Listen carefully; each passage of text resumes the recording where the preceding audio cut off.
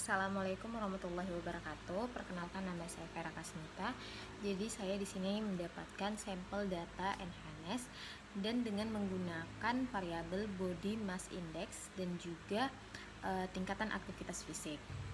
Slide pertama pada gambar tersebut menunjukkan tabel statistik deskriptif untuk dua variabel, yaitu body mass index berupa yang pertama N, sample size statistik atau jumlah sampel yang digunakan adalah 50.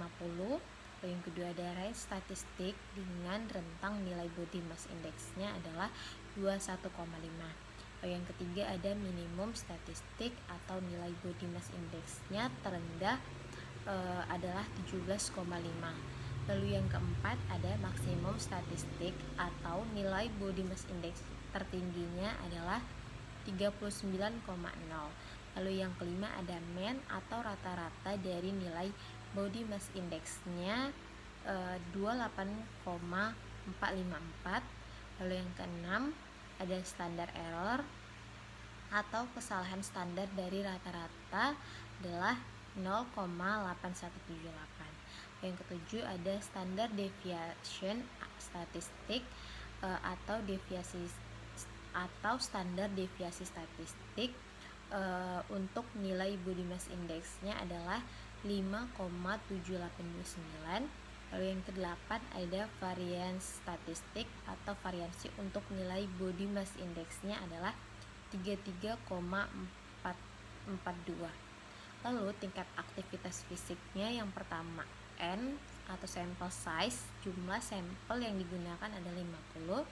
Lalu yang kedua ada range statistik dengan rentang nilai tingkat aktivitas fisik adalah 2. Lalu yang ketiga ada minimum statistik atau nilai tingkat aktivitas fisik terendahnya adalah 1.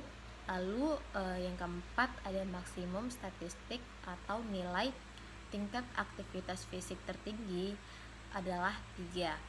Selanjutnya ada mean atau rata-rata statistik dengan tingkat aktivitas fisik adalah 1,94.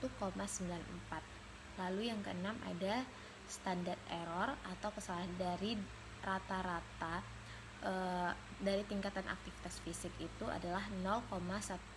Lalu yang ketujuh ada standar deviasi dari nilai tingkat aktivitas fisik adalah 0,793.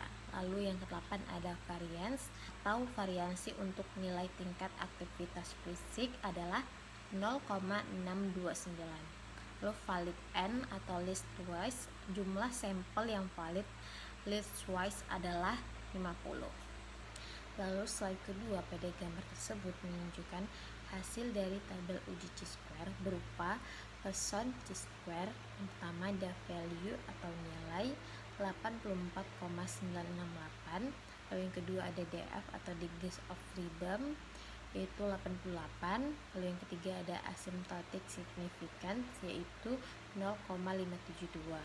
Nilai signifikan asymptotik 0,572 lebih besar dari 0,05 yang berarti tidak ada hubungan yang signifikan secara statistik antara variabel-variabel yang diuji. Lalu likelihood atau ratio yang pertama value atau nilainya 95,228. Lalu yang kedua ada DF yaitu 88. Lalu yang ketiga ada asymptotic significance-nya yaitu 0,281. Nilai signifikan asymptotic 0,281 juga lebih besar dari 0,05 yang mendukung kesimpulan bahwa tidak ada hubungan yang signifikan secara statistik. Lalu linear by linear association, yang pertama ada value atau nilainya 0,302. Yang kedua ada DF yaitu 1. Lalu yang ketiga ada asymptotic signifikannya yaitu 0,583. Nilai signifikan asymptotic 0,583 menunjukkan bahwa tidak ada hubungan linear yang signifikan antara variabel yang diuji. N of valid cases, jumlah kasus valid yang digunakan dalam uji ini adalah 50. secara keseluruhan berdasarkan nilai signifikans asimptotik yang lebih besar dari 0,05, lalu dapat menyimpulkan bahwa tidak ada hubungan yang signifikan secara statistik antara variabel-variabel yang diuji dalam uji chi-square ini. Pada slide ketiga di gambar tersebut, bagaimana uji korelasi, yaitu dengan cara kita mengambil 10 data pertama dan dimasukkan ke Excel, lalu diawali dengan nilai tingkatan aktivitas fisik yang merupakan variabel bebas, dan kedua nilai body mass index, yaitu variabel terikat. Nah, jadi di sini saya akan mencari nilai X kuadrat, Y kuadrat, dan nilai XY. Untuk nilai X kuadrat diperoleh dari nilai BMI yang dipangkat 2-kan. Contohnya, nilai BMI data pertama yaitu 38. Dipangkat 2-kan hasilnya adalah 1444. Sehingga keseluruhan nilai X kuadratnya yang diperoleh yaitu 8264. Dan begitu pun data berikutnya. Untuk Y kuadrat diperoleh dari nilai tingkat aktivitas fisik yang dipangkat 2-kan. Contohnya, data pertama tingkat aktivitas fisik yaitu 2 dipangkat 2-kan, hasilnya yaitu menjadi 4. Sehingga keseluruhan yang diperoleh dari nilai Y kuadratnya yaitu 42. Begitupun data berikutnya. Dan untuk nilai XY diperoleh dari data BMI dikali dengan tingkat aktivitas fisik, seperti pada data BMI pertama dikali dengan data tingkat aktivitas fisik pertama yaitu 38 dikali 2, hasilnya yaitu 76. Sehingga keseluruhan nilai XY diperoleh yaitu 555, dan begitupun untuk data berikutnya. Jadi setelah kita menghitung data dari Excel, yang diketahui sigma X yaitu 282, sigma Y 20, sigma X pangkat 2 8264, sigma Y pangkat 2 42, sigma XY 555, nilai N-nya yaitu 10. Lalu masukkan dalam rumus sampel XY sama dengan sigma dalam kurung nilai XY tutup kurung dikurang sigma X kali sigma Y dibagi nilai N, kan semua angka dari yang sudah diketahui, lalu hasilnya min 9. Lalu yang kedua, sampel XX sama dengan sigma buka kurung X kuadrat tutup kurung kurang buka kurung sigma X tutup kurung pangkat 2 dibagi nilai N, lalu masukkan semua angka yang sudah diketahui dan hasilnya 311,6. Lalu yang ketiga ada sampel YY sama dengan sigma buka kurung Y kuadrat tutup kurung kurang buka kurung sigma Y tutup kurung pangkat 2 dibagi nilai N, lalu masukkan semua angka yang sudah diketahui dan hasilnya yaitu 2. Lalu yang keempat, menggunakan R atau rata-rata sama dengan sampel XY dibagi akar dari sampel XX, dan sampel YY sama dengan masukan dari masing-masing hasil XX dan XYY, dan hasilnya 0,36. Pada slide keempat, gambar tersebut menunjukkan tabel korelasi antara body mass index dan tingkat aktivitas fisik. Interpretasi yang pertama, percent correlation-nya, koefisien korelasi persen antara body mass index dan tingkat aktivitas fisik adalah minus 0,078. Nilai tersebut menunjukkan adanya korelasi negatif yang sangat lemah antara body mass index dan tingkat aktivitas fisik. Artinya, peningkatan dalam tingkat aktivitas fisik cenderung dihubungkan dengan sedikit penurunan body mass index, tetapi hubungan tersebut sangat lemah. Lalu yang kedua, signifikansi atau kedua sisi. nilai signifikansinya adalah 0,588.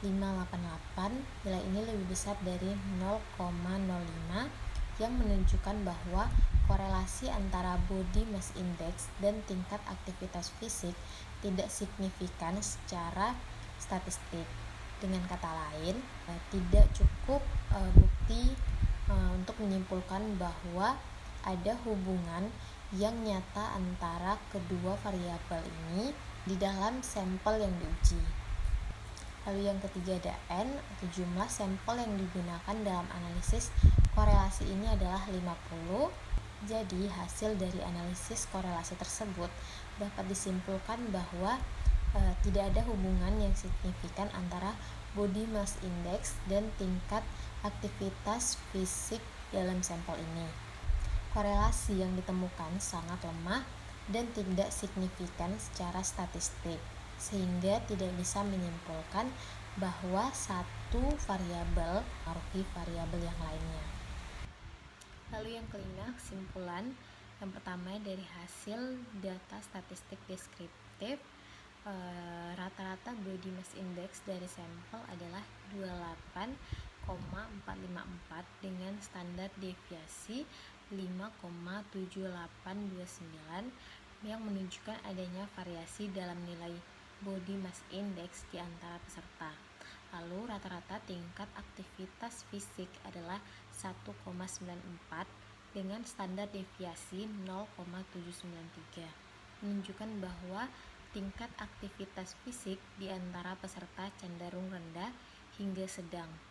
Lalu yang kedua, dari hasil data uji Chi-square, tidak ada hubungan yang signifikan secara statistik antara variabel-variabel yang diuji seperti pada body mass index dan kategori tingkat aktivitas fisik, karena nilai signifikansinya atau p-value-nya lebih besar dari 0,05. Yang ketiga ada dari hasil data korelasi persen.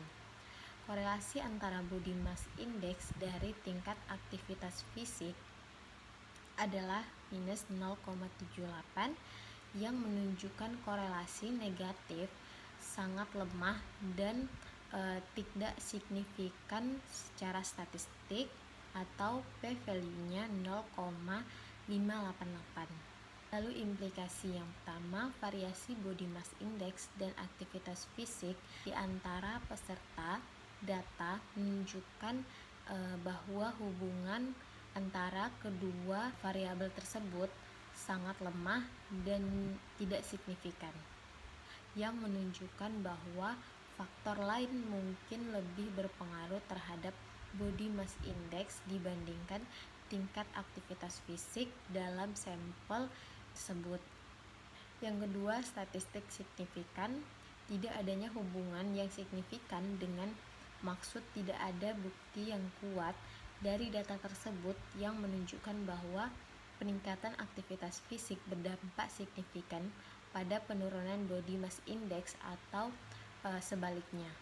Lalu rekomendasinya, perluasan sampel, lakukan penelitian dengan jumlah sampel yang lebih besar dan beragam untuk mendapatkan data yang lebih representatif. Variabel tambahan, sertakan variabel lain seperti pola makan, genetik, gaya hidup, dan faktor psikologis yang mungkin mempengaruhi BMI dan tingkat aktivitas fisik. Sekian dari hasil penjelasan pemaparan saya. Jika ada kesalahan mohon dimaafkan. Wassalamualaikum warahmatullahi wabarakatuh.